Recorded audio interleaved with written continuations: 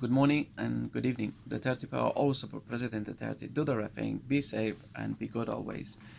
Um, I wanted to talk about today. I was watching our President Duterte in Samar and the Balangiga belts. He was returned home to the Philippines after 100 years has been stolen from the Philippines in Samar. So those belts, it used to be the church in Balangiga city, which is a small village close to Samar. So those belts used to belong to that church. The Americans, at the time of the war, when the Americans come into the Balangiga through Samar and things like that, they destroyed the church, and those belts they were removed away from the Philippines. And who done that? It was the Americans who went through the village and went through Samar and destroyed it, killed a lot of Filipino people, at those kind of times, tortured them and killed them and abused them and doing a lot of stuff. So that's what most of the Americans done at those kind of times. And they destroyed the church for reasons of the Belengigan people, when to be alert and everything, they used to use those bells to alert everyone else around the village and around the place. So for them to be alert, and so people's coming and war and killing you will be happening at those kind of times. So what the Americans did, they destroyed the church, which was the free it was called now the Belingian bells. So it was free of them. I just saw two of them being returned. I didn't see the other third one. One of the bells, the Belingian bells, it was our president. He just ringed it, and it's a emotional time for everyone around summer for those bells to be back home after 100 years. Isn't it amazing? Those belts, it should have been gone home already such a long time ago. But the Americans, they took it from the Philippines and they took it to America and they kept it over there. Only just now, those Belingian bells has been returned to the Philippines. Because the Americans, they should be ashamed of it because they are the ones who stolen from us in the Philippines. And it's not only that, they also kill a lot of Philippines. They torture a lot of people at those kind of times. And then they killed, every man and kids over 10, were around 10 years old. The U.S. Chief told their army to kill, kids and men from over 10 years or 10 years old upwards. And they killed so many people on that. Until it come at that time, it was the Filipino that had don't know what happened to them. I guess they woke up, they were not having this anymore. And then they start attacking the Americans, around those kind of times. So the whole village put themselves together, and then I think they had enough, and then said, it was about 500 people around those villages, which they attacked the Americans who were occupying that little village over there. So at that time, you know, um, yes, it was a fight, of course, through the Filipinos and the Americans in that little village, which, according to the history, they are saying about 48 Americans died and 28 Filipinos, you know, on that kind of fight. But comparing to what was killed before all this is, is nothing gonna compare or is nothing gonna bring back all those people who were tortured, killed, children, women, men, and children at those kind of times, is it? Yes, it is one of those history things, and bringing the belt home, it means a lot to our Filipino people. It also brings a lot of memories from those kind of times, from 1898, that it was the war going on at those kind of times. So 1898, it was terrible for most of our country and our people.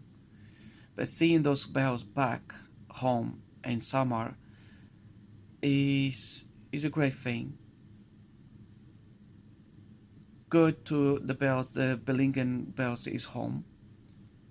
Sad in a lot of things, which brings a lot of bad memories and then through the history and things like that. So will it restore the hearts of our Filipino people? Will it restore, you know, memories, or you just restore sadness only? But also happy for the Belingen bells being returned back home after 100 years. So I was proud of our president because, guys, if you see it, if it wasn't for our president, being in power over 2.5 years going, and this in 2.5 years, he done so much. And then also through history, bringing the Bellingham bells back home is really cool. It's really not just the word cool, it's just amazing. It's really good also because he also, if you see it, what he's doing, like he knows the history of the Philippines. That is through his times growing up and his parents and everything. So our president knows the history of our country in the Philippines, and he wants to bring back everything how Philippines used to be at those times and those past times. So it's like he's trying to restore Philippines, which no one ever done, any kind of president done and care about it, is to restore Philippines back where Philippines should be many, many years ago. So what President Duterte is doing is, and his goal and his mission, is not about, you know, being just a president and being with full of everything and power and all that stuff. Is restoring Philippines back where it's supposed to be, how it's supposed to be many years ago, which a lot of presidents fell and never done anything about it, couldn't stand up to corruption because they were so greedy at those kind of times. Not just presidents greedy, every senator, every person and member of the government was corrupted. And we still have some corrupted. Of course, we still have police corrupted. We do. And it's a hard work and it's a hard job too. Just one of our presidents, trying to do. But he done so well until now. And he will continue doing so. And hopefully he has the health and the strength to continue doing so. That's my only little concern is about the health of our president. I hope he has that kind of strength and he continues being healthy all the time for him to continue after his term. And we do need him much more. The 30, we need him much more. Not just only for the 60 years or for his only term, but we do need him continuously. Because remember, if our president, the 30, becomes to be ill or becomes to be like that, who do we think is going to replace him? Do you think who's going to be correct like him? Our country in the Philippines will go back to the same corruption again.